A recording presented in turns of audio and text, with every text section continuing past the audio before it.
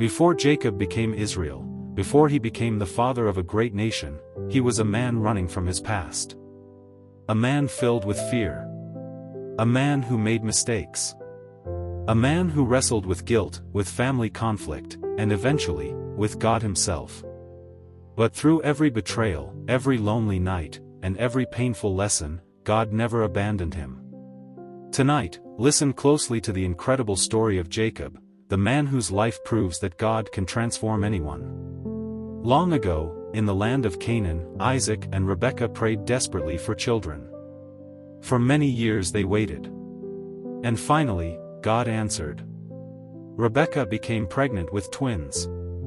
But even before the children were born, there was conflict inside her womb. The babies struggled against each other constantly. Troubled and afraid, Rebekah prayed to God.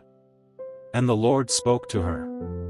2 nations are in your womb. 2 peoples will be separated from your body. 1 people shall be stronger than the other, and the older shall serve the younger. When the time came for birth, the first child came out red and hairy. They named him Esau. Then came the second child. His tiny hand was gripping Esau's heel. They named him Jacob. And from the very beginning, their lives would be connected through struggle. Esau grew strong and became a skilled hunter. He loved the open fields. He was rough, fearless, and impulsive. Isaac loved Esau deeply because he enjoyed the wild meat Esau brought home. But Jacob was quiet, thoughtful. He preferred staying among the tents. And Rebekah loved Jacob more. This favoritism slowly planted division inside the family. One day, Esau returned home exhausted from hunting. Jacob was cooking stew. The rich smell filled the air. Esau was starving. He begged Jacob for some food. But Jacob saw an opportunity. "Sell me your birthright first," Jacob said. The birthright was precious. It belonged to the firstborn son. It carried honor, inheritance, and blessing. But Esau was reckless. "What good is my birthright if I die of hunger?" he replied. So Esau swore an oath and traded his birthright for a bowl of stew. In that moment, Esau treated something sacred as worthless. And Jacob took hold of it. Years passed. Isaac grew old. His eyes became weak, and he could barely see. One day he called for Esau. "My son," Isaac said weakly, "I am old now. Go hunt for me and prepare the meal I love. Then I will bless you before I die." Esau quickly left to hunt. But Rebekah overheard everything. She immediately called Jacob. "Your father is about to bless Esau," she whispered urgently. "Listen carefully to me." Rebekah created a dangerous plan. She prepared food exactly the way Isaac liked it. Then she covered Jacob's arms and neck with goat skins because Esau was hairy. Jacob hesitated. What if father realizes I'm deceiving him? But Rebekah insisted. So Jacob entered Isaac's tent. The old man listened carefully. "The voice is Jacob's voice," Isaac said slowly. But when he touched Jacob's hairy arms, confusion filled his mind. Jacob lied. "I am Esau, your firstborn." Isaac finally accepted it. He ate the meal. Then he placed his trembling hands upon Jacob and gave him the blessing. A blessing of prosperity, authority, and favor. Moments later, Esau returned. He prepared the meal and entered Isaac's tent. And suddenly the terrible truth was revealed. Isaac trembled violently.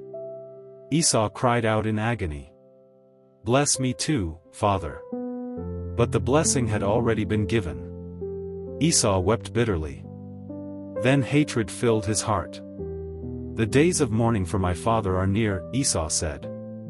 "Then I will kill Jacob." When Rebekah heard this, fear overtook her. She warned Jacob to flee immediately. So Jacob left home alone. No servants. No family.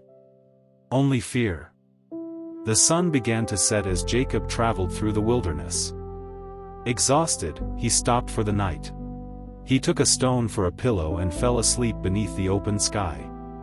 And there, in the darkness, God spoke to him through a dream. Jacob saw a ladder reaching from earth to heaven. Angels moved up and down upon it. And above the ladder stood the Lord. "I am the God of Abraham and Isaac," the Lord declared. "The land on which you lie I will give to you and your descendants. I am with you. I will never leave you." Jacob awoke trembling. Surely the Lord was in that place. And he had not known it. Filled with awe, Jacob took the stone he had used as a pillow and set it up as a pillar. He called the place Bethel, meaning house of God. Then Jacob continued his journey. Eventually he arrived in the land of his mother's relatives. Near a well, he saw shepherds waiting with their flocks. And then he saw her. Rachel. Beautiful. Graceful. The moment Jacob laid eyes on Rachel, his heart changed. He rolled away the stone covering the well and watered her sheep. Then he kissed her and wept aloud. Jacob stayed with Rachel's father, Laban. After a month, Laban asked Jacob what wages he wanted for his work. Jacob loved Rachel deeply. "I will work 7 years for your daughter Rachel," he said. And so he worked. 7 long years. But to Jacob, they felt like only a few days because of his love for her. Finally the wedding day arrived. There was celebration. Feasting. Music. But that night, Laban committed a cruel deception. Under the darkness of night, he sent Leah, Rachel's older sister, into Jacob's tent instead. When morning came, Jacob was shocked. "Why have you deceived me?" he cried. Laban calmly explained that in their culture, the older daughter must marry first. Then Laban made another offer. "Work another 7 years, and you may also marry Rachel." Jacob agreed. And once again, he labored many years. The deceiver had now been deceived. Jacob eventually built a large family. Leah bore sons. Rachel remained barren for many years. Pain and rivalry filled the household. Leah longed for Jacob's love. Rachel longed for children. Servants were given as wives. Jealousy spread throughout the family. Yet through all the chaos, God continued building the nation he had promised. Years later, God blessed Rachel with a son. They named him Joseph. Meanwhile Jacob's wealth increased greatly. His flocks multiplied. But tension grew between Jacob and Laban. Laban's sons became jealous. Then God spoke again. "Return to the land of your fathers." Jacob obeyed. Quietly, he gathered his wives, children, servants, and animals. And they fled. When Laban discovered this, he became furious and pursued Jacob. But before Laban could harm him, God warned Laban in a dream. "Do not say anything good or bad to Jacob." So when they finally met, the confrontation ended peacefully. A covenant was made. A boundary stone was raised. And Jacob continued toward home. But another fear waited ahead. Esau. The brother Jacob had betrayed decades earlier. Messengers returned with terrifying news. "Esau is coming to meet you with 400 men." Jacob panicked. Memories of guilt returned. He divided his family and possessions into groups, hoping some might survive if Esau attacked. Then Jacob prayed desperately. "O God of my father Abraham, save me from my brother." That night Jacob sent gifts ahead to Esau. Hundreds of animals. Goats. Camels. Cattle. Everything possible to soften Esau's anger. Then Jacob remained alone beside the river. The night grew dark and silent. And suddenly, a man appeared. The stranger wrestled with Jacob all night long. Jacob struggled with every ounce of strength. Neither would let go. As dawn approached, the stranger touched Jacob's hip. Instantly, Jacob's hip was injured. Yet Jacob still refused to release him. "I will not let you go unless you bless me," Jacob declared. Then the stranger asked a question. "What is your name?" "Jacob," he answered. His name meant deceiver. Heel grabber. The one who struggled. But the stranger spoke new words over him. "Your name shall no longer be Jacob, but Israel. For you have struggled with God and with men, and have prevailed." Jacob realized he had encountered God. He named the place Peniel. For he said, "I have seen God face to face, and yet my life has been spared." As the sun rose, Jacob limped away forever changed. The next day, Esau approached. Jacob bowed to the ground 7 times. Fear filled his heart. But something unexpected happened. Esau ran toward Jacob. He embraced him. And both brothers wept. Years of hatred melted away. Forgiveness replaced revenge. The brothers were reunited. Jacob finally returned safely to the land God had promised. But peace did not last forever. Jacob's family continued facing trials. Among all his sons, Jacob loved Joseph the most. Joseph was Rachel's son, the child born after years of waiting. Jacob gave Joseph a beautiful robe, a sign of favor. But this favoritism created bitterness among Joseph's brothers. When Joseph shared dreams showing his family bowing before him, their jealousy grew even stronger. One day, while tending sheep far from home, the brothers saw Joseph approaching. Anger consumed them. They threw him into a pit. Then they sold him to traders traveling toward Egypt.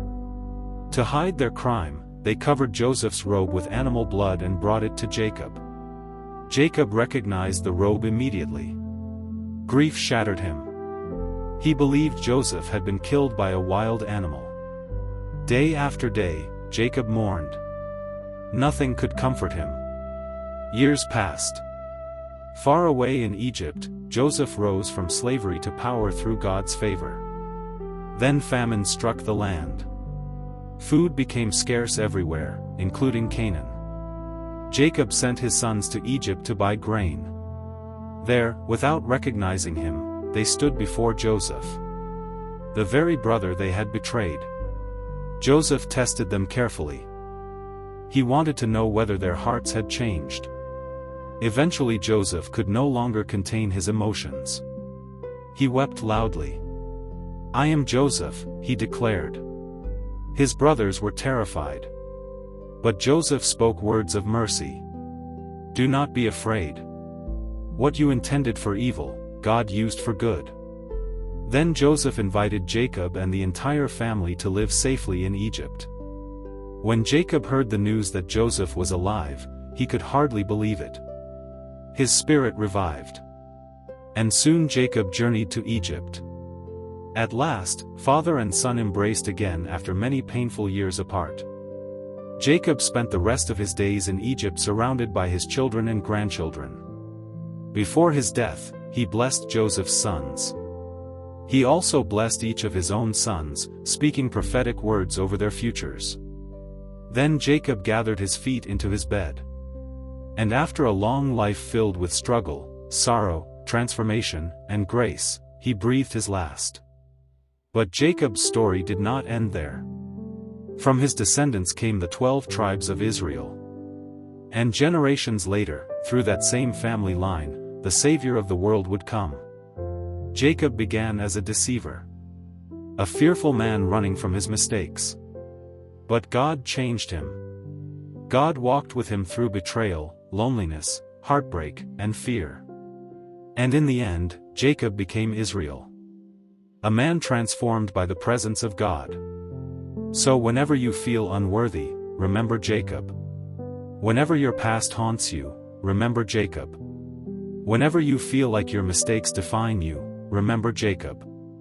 Because the God who changed Jacob still changes lives today. And just like Jacob, your story is not over.